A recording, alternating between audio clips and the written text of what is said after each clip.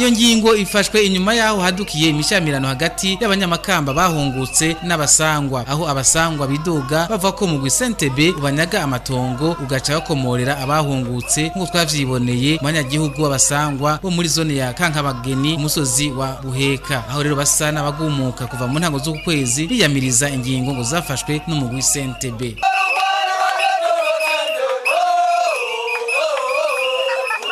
Bidatevye ujejwe umugwi Sentebe yaciyagiriza buramatari w'intara y'Amakamba Gilbert Nduwayo ko ari bagumura abanyagihugu.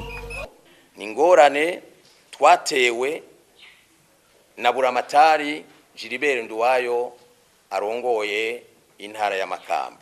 Uwo buramatari rero atabifitiye ububasha na butoya, atategeko na rimwe yisunze, yarihaye ububasha ngo bwo guhagarika ingingo z'umugwi CNTB waruherutse gushira mu ngiro hariya mu makomine amwe y'intara y'Amakamba. Naho Musenyeri Serapio Bambonanire avuga ivyo ibintu byaciye bisa bihinduka mu nyuma, kuva ubu ngo nta ngingo nimwe ya Sentebe izosubira gushigwa mu ngiro amatora atekanije mu Burundi adaheze, kiretse gusa ingingo zabemeye kwiyumvikanira ubwabo. Jemenyeshwa n'umuvugizi w'umukuru w'igihugu Leonidas Hatungimana.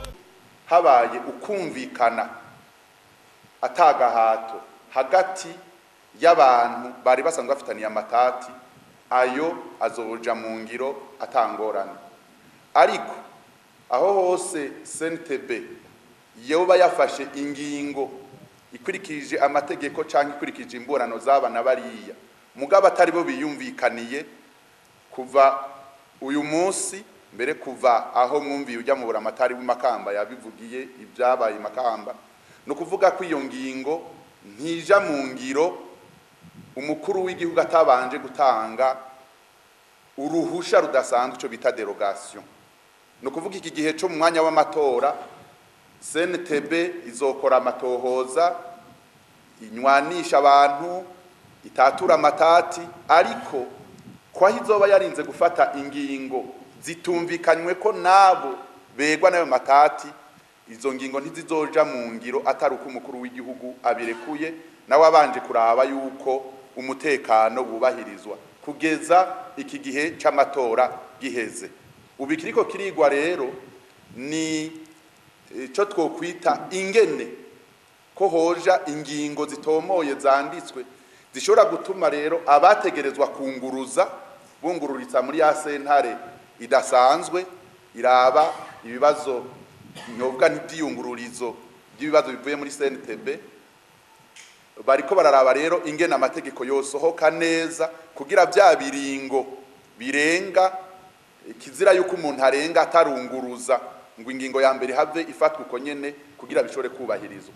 Mu vyumve rero ibi biraba igihugu cose, si intara y'Amakamba gusa.